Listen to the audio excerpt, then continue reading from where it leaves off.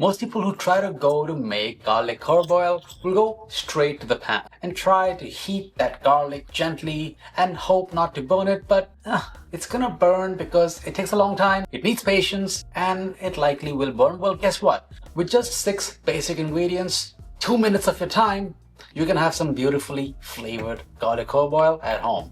The longer it sits, the better it gets. So let's see how it works. So use some good quality olive oil, get the best kind you can find, and put that in a bowl. Then add in your freshly minced herbs. I'm using rosemary and thyme. Now, don't use dried thyme, use the fresh kind. Fresh thyme is way more fragrant and it will scent the oil in ways that dried thyme wishes that it could. Don't be lazy, don't use the dried kind. The scent in the oil, that's what you want in the fresh herbs. And then you add in the garlic, just finely minced. Season that with salt and pepper.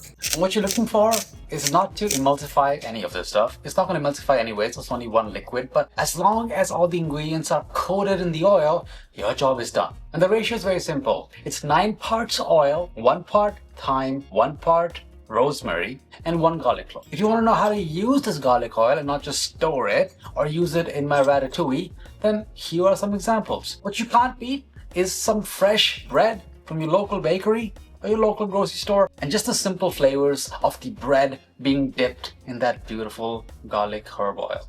Trust me, in a couple of hours, the flavors will be better, and the next day, through the roof. This will also be great if you make a beautiful pasta dish and top it with this garlic herb oil. You could also roast some veggies in the oven. So you had a bunch of these veggies left over from when I made my Pixar style ratatouille. So I just topped these veggies with the garlic herb oil, tossed it really well, and then air fried them until they were well roasted. And of course, don't forget pizzas. So usually I do a garlic oil for that, but you can of course use a beautiful garlic herb oil.